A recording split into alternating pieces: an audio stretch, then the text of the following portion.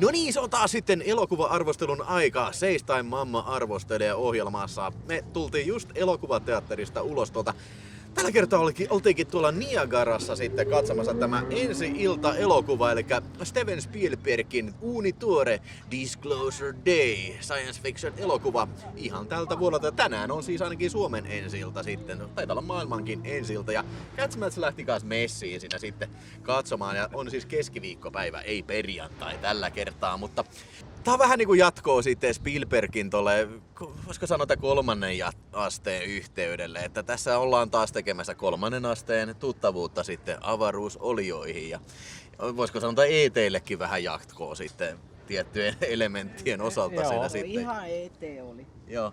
Ja koitetaan nyt pitää tää sillä lailla ainakin aluksi tässä ilman spoilereita sitten, ettei mennä niin kauhean syvälle sitten. Mutta mä veikkaan, että tää elokuva kyllä tarvii vähän spoileripaljastuksia sitten kyllä tähän arvosteluun kyllä.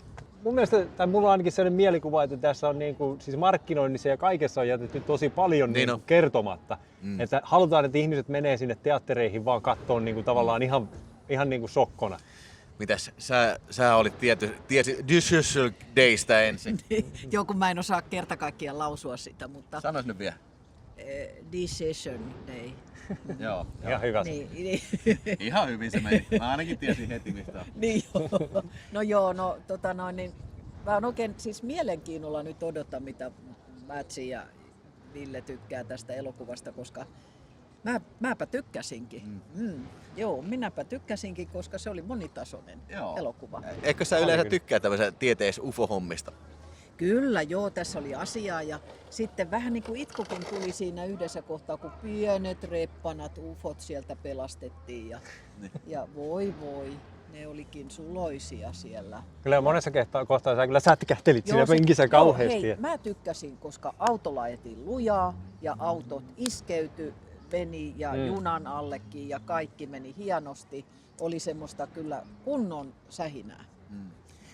Joo, tää oli hyvin kuvattu, tosi hyvin kuvattu paikoin, että siis mä en tiedä miten ne oli oikein kuvannut sillä kun kamera menee niinku aidan läpitte ja sit se niinku muuttaa sitä korkeutta silloin, että se ei voi oikein. Sitten lopuksi se menee auton sisään, niin. Mutta kun näitä pystyy nykyään tekemään niin älyttömiä juttuja, että ja siis mun mielestä näytti, että siinä niinku muuttui jopa tää objektiivi siinä kesken sitä ottoa.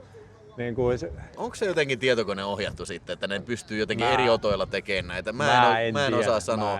Mutta kyllähän Spielberg on käyttänyt samanlaista tekniikkaa aikaisemminkin. Esimerkiksi siinä War of the Worlds, kun kamera pyörii siinä niin kuin se auton. Ja kyllä mulla niin kuin tuli mieli, jos niin kuin lähtee siitä, että niin kuin tässä leffassa mun mielestä niin kuin, siis tosi paljon oli kuvattu oikeasti ja oikeissa lokaatioissa. Ja sillä, että jos oltiin autossa, niin ainakin isoin osa niistä kohtauksista oli oikeasti kuvattu autossa. Ainakin se niin kuin todella vakuuttavasti näytti sen. Joo, ja siis sellainen mielenkiintoista, että kameran liikkuu sellainen, että esimerkiksi niin kuin, sellainen jotenkin niin kuin, ensin kun joku puhuu puhelimesta, se menee sen ympäri ja sitten niin kuin pysähtyy siihen peiliin. Että en mä tiedä, miten tommonen liike tehdään, koska niin kuin, jos se kamera liikkuisi tolla lailla samassa autossa, niin se menisi sen ihmisen sisään niin se kamera. Okei, siis teknisesti kyllä niin kuin ihan varmaan taattua laatutyötä. Se oli se sama kuvaaja, mikä oli se. Mä en huomannut, se oli joku, mikä on ennenkin ollut näistä, mutta ei siis, älkää nyt noin kauheasti tuommoista. Eihän tuossa, samahan se missä se kamera on, kun oli vauhtia. Niin, aivan. Joo, se oli kyllä kiva. Siis upeasti niin kuin kuvattu, mutta sitten osa asioista oli kyllä niin kuin ihan luokatonta. Joo, siis mä en tiedä minkä takia.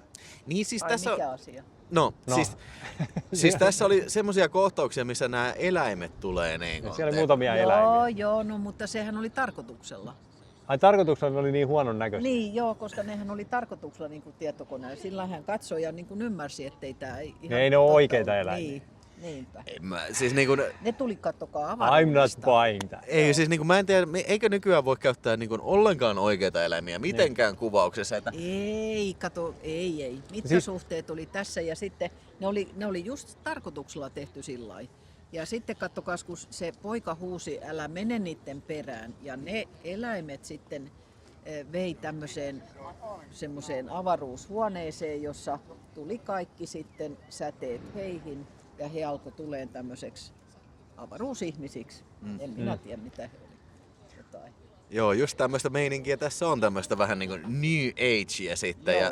Ja jos verrataan nyt vaikka tuohon 3. asteen yhteyteen vuodelta 78, kun se oli, niin, vai 77, niin tämä ei niinku jätä kyllä mitään mysteerin varaa.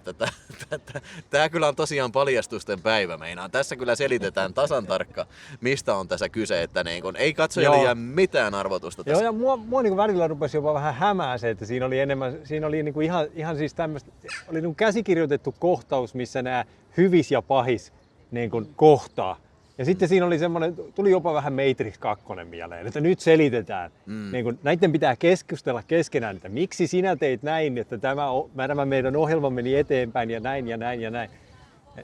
Siinä oli ehkä muutamia tämmöisiä niin kun, kohtauksia jo, jotka olisi voinut kertoa jotenkin muutenkin, tai jättää vaikka kertomaan. Niin, jos tätä nykyään tuntuu, että ei luoteta kauheasti niin katsojien niin ajatuksen tai siis semmoisen mielikuvitukseen ollenkaan, että kaikki pitää selittää, että näin se on.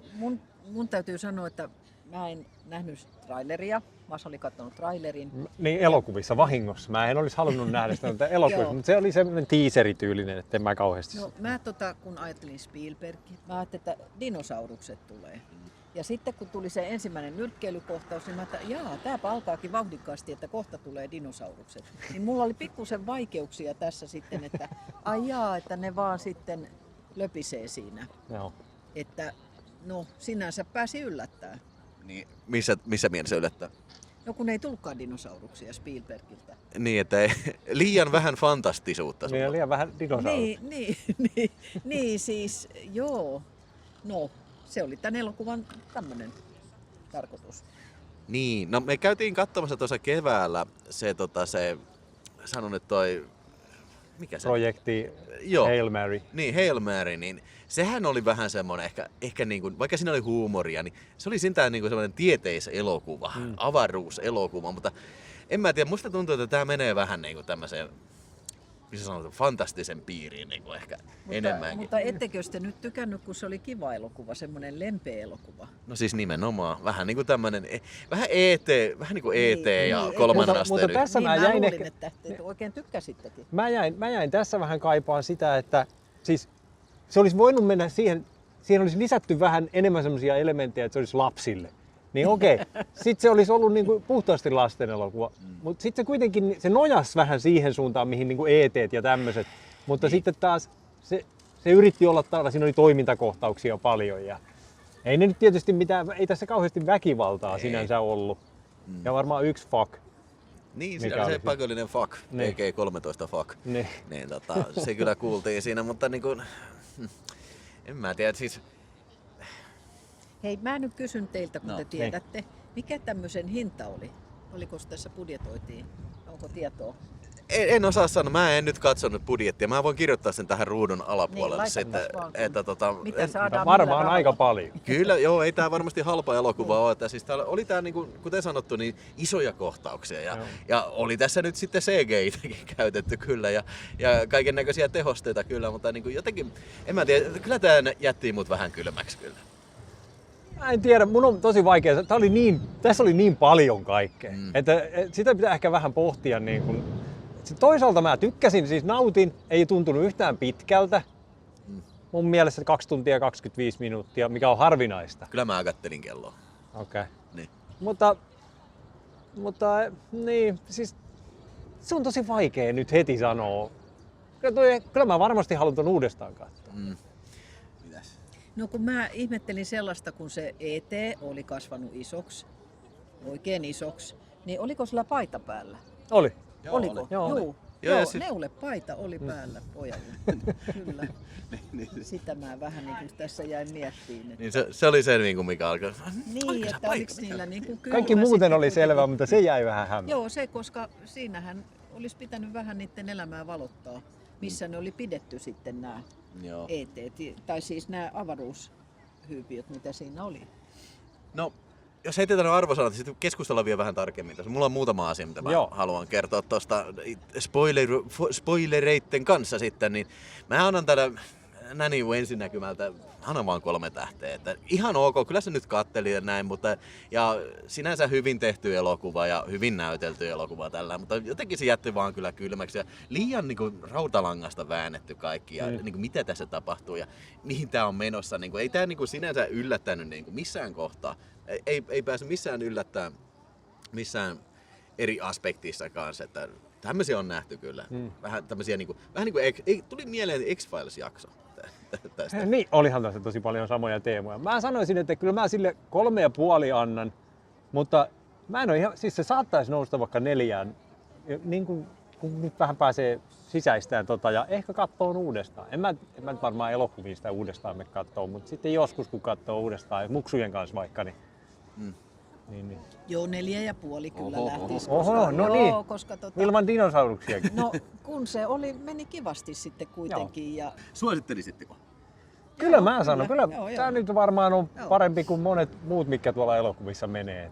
Tämä oli ainoa leffa tänä kesänä, mikä mua niinku suoraan kiinnosti, mistä mä olin kuullut aikaisemmin. Joo. No kyllä mäkin kai, mutta siis ei tän mikään klassikko kyllä näillä puheilla on, mutta niin kun, menkää nyt katsomaan sitten, kun kerta tulee kuitenkin tämmöisiä tieteiselokuvia sitten ja sitten spoilereihin, niin sitten mennään nyt, että tästä poikki sitten, jos haluat mennä katsoa eikä halua pilaantua mitenkään sitten, ellet jo pilaantunut. Joo, kyllä. Ei, no. No niin, tämähän on, siis sillä lailla tätä justiin tää Emily Bluntin tää esittämä tää Margaret, niin se saa sen ufojen taidon, että se pystyy niinku lukeen ihmisten mieliä ja sit se niinku jotenkin pystyy niinku taivutteleen kaikki niinku tahtonsa valtaan niinku jotenkin sellainen lempeästi, niin, että mä kerron jotain sulle elämästä ja se kaikki aina jotenkin heti uskoo. Ja ne näkee niinku omaisiaan sitten siinä persoonassa. Ja... Se vähän niinku hypnotisoimaan tai jotenkin niinku katseella vaan. Kyllä. Mun mielestä tätä on vähän liikaa tässä. Ei. Ja mun mielestä oli liikaa sitäkin, että niinku nyt ne menee tonne, sit nää pääsee sen perään, nyt ne menee tonne. Niin. Se niinku toisti vähän, sit olisi yhden kierron voinut jättää ihan hyvin pois sitä. Joo, 2 tuntia 25 minuuttia, niin 2 tuntiin voisi ollut helposti pistää olisi tämän varmasti pakettiin. voinut, Joo. Se musta jätkä, se Hugo. Niin, Hugo, niin. Niillä oli ollut ilmeisesti 5 vuotta se UFO-äijä hallussa. Niin. Kun se oli siellä jossain, niin eikö se niinku riittäisi, tiedätkö, paljastaan kaikki tiedot? Viekää tää televisio ja okei, antakaa sen puhua. Ja siis, niinku, olikohan se UFO-äijä... Ei ne saanut paljastaa. Mutta olikohan se UFO-äijä sit puhunut sille Hugolle, koska se Hugo tuntui tietävän kaiken. Niin. Se tiesi enemmän kuin nämä 2 niinku oikeasti UFO-tyyppiä. Mutta se ei osannut sitä kieltä, jonka taas sitten osastaa nämä pääosan esittäjät. No, ne osas ufojen niin. kieltä. Ehkä niin. Ja näitä oli koitettu pitää siis piilossa näitä asioita. Kaikkia UFO-asioita ja havaintoja. Sitten oli vähän tyhmä se, että niiden piti jotenkin rakentaa se hänen Margaretin lapsuuden koti, että se pystyy jotenkin eläytymään siihen UFO. Niin mä en tajua, että se on hieno niin kuin visuaalinen elementti. Niin, ne koko leffan ajan näkyi, kun ne rakensi sitä. Mutta niin kuin se, että mä oikein uskon, että siis se tuntui kyllä niin kuin tietävän niin kuin heti kaikki asiat tällä. Ja sitä paitsi aika epärealistista, koska niillä se oli 96 vuonna tapahtunut se. Niin, ja silloin oli Nintendo 8-bitti. Niin, siihen aikaan oli jo ollut Super Nintendo ja on Nintendo 64. Kyllä. Oliko jo Pleikkari 1? Pleikkari 1 oli sellainen, mun mielestä tosi epärealistinen. Ei, se oli kiva asunto. No. Joo, oli se, mutta niinku ehkä... päästiin heti siitä tähän juttuun. Ja sitten yksi juttu, mikä niinku, tää on amerikkalainen elokuva, niin tämä Jeesustelu, mitä siinä oli. Niinku, mä niinku pelästyin siinä alussa, kun ne rupes puhuu siitä, että niinku, mitä Jumala on tarkoittanut tällä ja tällä. Että niinku, hey, don't go there, niinku, että... Mutta sitten se loppui, Mutta sitten siihen palattiin kuitenkin vielä niinku ehkä pariin otteeseen. Ja se, niinku, se oli elokuvan hienoin kohta, kun se nunna sanoi, kun tää pääosan esittäjä, tää nainen, Margaretti kysyi, ei kun se tyttökaveri kysyi siltä, joka oli ennen siis hän ollut nunna. Ja kysyi sitten tältä luostarin johtajattarelta, että rakastaako Jumala vain ihmisiä? Ei vain ihmisiä maan päällä. Ihan niin kuin lapsille tehty. Siis, se oli niin kiva. Amerikkalaisille uskovaisille lapsille. Niin. Se oli niin mukava kohta. Minä pidin siitä. Amerikkalaisille uskovaisille lapsille tai suomalaisille eläkeläisille. Joo, mutta se oli hienoa. Se oli niin kuin yleismaailmallinen ja vielä maailman ylikin. Joo, mulle tulee kyllä miinusta tästä. Ja siis niinku tää kuuluu just tähän osastoon, että liikaa selittämistä. Niinku kaikki pitää avata auki, tieksä. Et ei vaan kellekään, että miten sitä tarkoitettiin sillä, kun se sanoi sitä, että niin, ettei mitään ei saa niinku ajatella mitään niinku itse. Tai päätellä, tai niinku alkaa käyttää mielikuvitusta, ai saakeli, sitäkö se UFO-ajat muuten tarkoitteleekin, että kun ne tekee tällä. Mutta ei kun kaikki selitetään, että joo, niin se UFO-aja on sanonut, näin pitää tehdä. Niin. Ja mistä se Hugo tiesi, että sulle se antoi sen tiedon, että sä ymmärrät matematiikkaa ja sulle se antoi sen, että sä ymmärrät ihmisiä. Vaikka se naisen taito tuli vasta edellisenä päivänä. Mistä se pystyi tietämään sen? Joo, niin se oli sitä toisen äijän kanssa, se oli työkaveri. Niin ehkä se oli tajunnut sen, että tää osaa kyllä matematiikkaa. Mutta mistä se tiesi, että tää säämuija on yhtäkkiä se? Ei, vaan huomasitteko, tämä mieshän oli ensin siinä se, jota etsittiin, josta he tiesi, että se osaa niin kuin näiden ufojen kanssa. Niin, kun se oli jo 15 vuotta sitten selvinnyt. Mutta se nainenhan tuli vasta jälkeenpäin. Mutta mistä se Hugo sitten tiesi sen? No katsokaa, kun se teki... Se puhuu sitä kieltä siinä no, mutta mistä ihmeestä, jos mä rupean puhumaan nyt venäjää tässä, niin mistä sä tiedät, että mikä sen tarkoitus on? Että, niin ihan sama vaikka mä sanoisin siinä, että morjes, on kiva keli. Se oli TV, niin kuin toi säänainen. Siis, ehkä tää on vaan, se on metafysiikkaa. Niin, se pitää ajatella noin pari. Niin. Ja siis, se oli hienoa.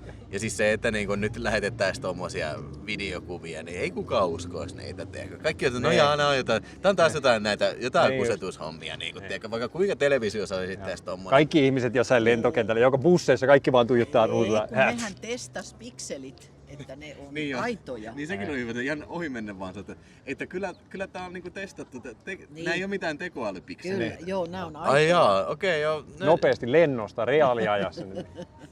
Joo. Joo, mutta niin. Kyllä mä tykkään aina kun tulee UFO-hommia. Ja hei, jos Harlinilta tulee hai-elokuva, niin kyllä sekin mua itse asiassa kiinnostaa. Mä just kuulin sitten vasta äsken.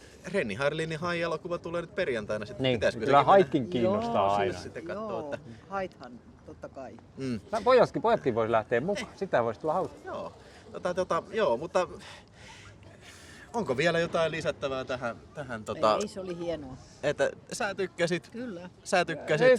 Kyllä ihan jees. Että niin. Ei mua nyt harmita, että mä menin kattoon toi. Joo, ei se nyt harmita. Hei, Niagarassa, 11 €. Niin just. Menkää siis, ihmiset Niagarassa. Niin ja huom vielä se pitää mainita, että siis Niagarassahan on Tampereen toinen 4K-projektori. Että toinen on siellä Plevonan ykkössalissa ja sitten seuraava on tuolla Niagarassa. Joo. Kyllä kuvanlaatu oli hyvällä. Joo, ja tähän elokuvan tyyliin sopi myöskin.